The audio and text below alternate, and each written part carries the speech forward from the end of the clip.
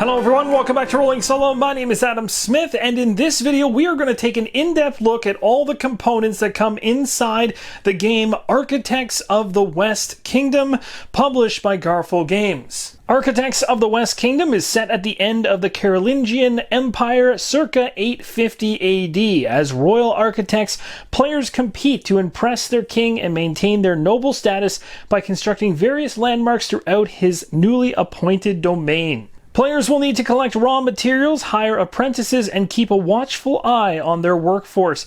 These are treacherous times. Rival architects will stop at nothing to slow your progress. Will you remain virtuous or be found in the company of thieves and black marketeers? Here's what the inside of the box looks like. If you're familiar with games like Raiders of the North Sea, you're going to immediately understand the artwork inside of Architects of the West Kingdom lines up very nicely with that beautiful art style that they have always had with their games.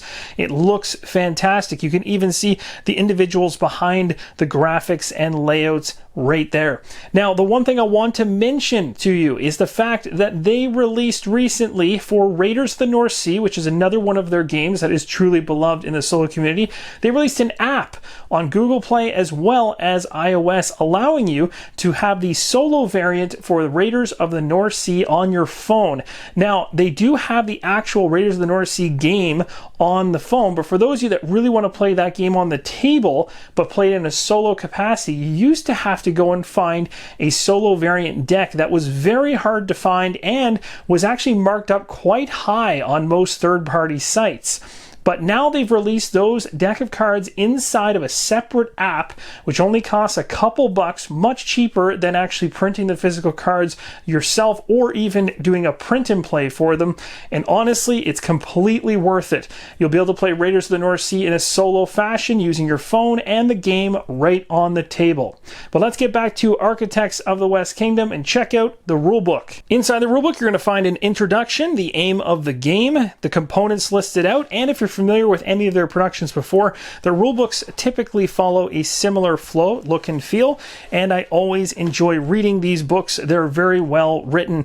You've got the setup here. It looks like it goes down to about 8 steps on this side and all the way down to about 13 on this side. It says right at the bottom here, refer to the appendix for more details on variable setup and solo play. So we'll continue right along, checking out a couple more pages inside the rulebook to give you an idea as to how it looks, and then we're going to dive to that appendix, which is a book right behind this main rulebook and focuses specifically on solo play as well as variable setup here. So we're definitely going to want to check out the inside of this one. It's a thinner booklet. We'll open it up here. It's going to talk about the apprentice abilities here all laid out and hiring of an apprentice. Flipping it right here, we've got the building effects. And what we're looking for right here, the solo play. You got your introduction, your components that'll be used in solo play. You can also do 2-player versus a bot. That's pretty cool. Your setup instructions right here, in addition to what you'd follow for the standard setup in the rulebook. You've got playing the game on this side, so you can see there's not that much changing here to be able to play this game solo, which is fantastic. It's got your end of game and end scoring all marked here, so about 2 pages to really comprehend all that information, and then your variable setup at the very back. The next thing you're going to see inside the box are the player boards. These are double-sided. Let's go ahead and open them up, take a look. This side of the player board is considered the standard side, and the opposite side, which is in a gray scale, is the variable side.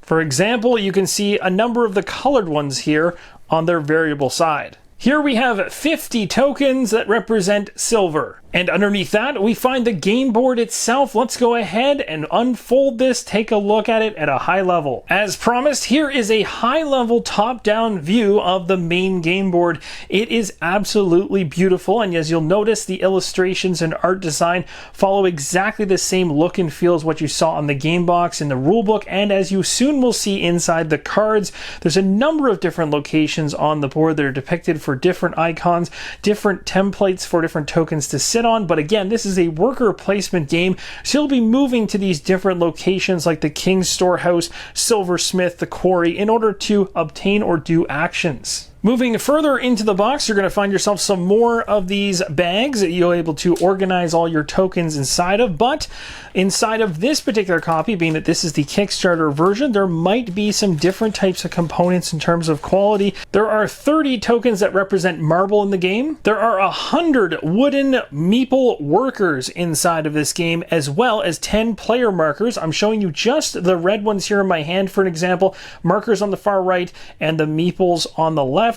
You can also see there's a full bag of them down below as well, and there are multiple colors. There's green, blue, yellow, and purple. There are 40 stone tokens inside the game. There's also 40 wood tokens, 25 resources representing gold, you gotta have the gold, and 35 of these tokens representing clay. Time for the mini cards. We've got 6 multiplier cards here.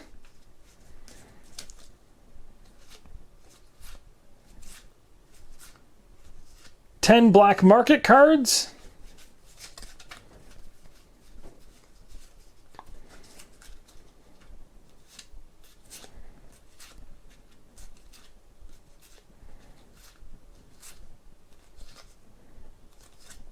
$11 reward cards,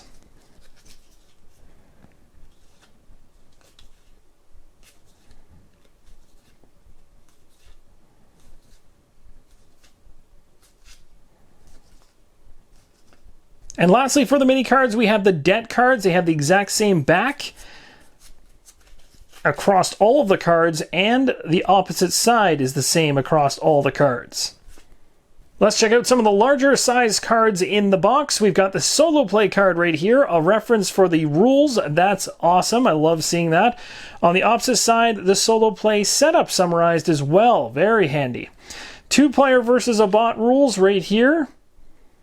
And the opposite side, 2-player versus bot setup. Cards with a blue back are the apprentice cards. There's 40 of them inside this box. You're going to see artwork as the main thing you're going to notice on these cards. There's iconography all the way along, which you will become a lot more accustomed to as you play through the game.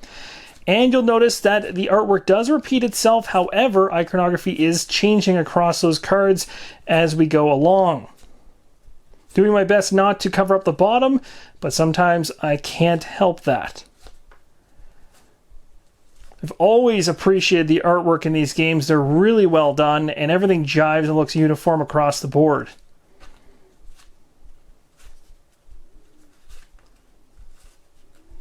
Got the squire in there, a stone cutter, a thief, traitor,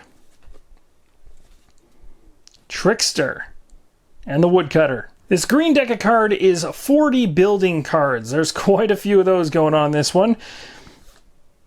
The armory here, a betting house, carpenter's hut, castles, chapels and churches, clay market, clay pit, drafting room, a dungeon, a factory, fortress, fountain, gambler's den, all kinds of different locations to check out. And beautiful artwork on all these locations as well. Very eye-catching and will look great when playing the game.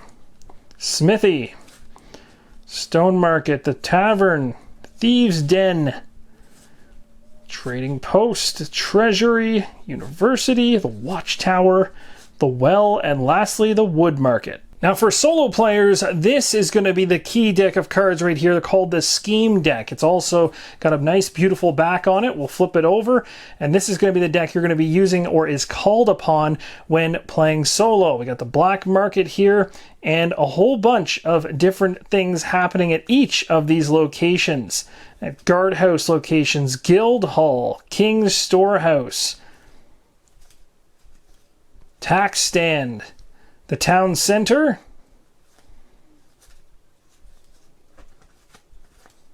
the Workshop, the Black Market again, the Guardhouse, couple blank ones here for the Guild Hall, that's kind of interesting, King's Storehouse, Town Center, and the Workshop. And that's going to wrap up the in-depth unboxing of Architects of the West Kingdom. I really hope this helps you make an informed decision based on the components you're seeing inside the box.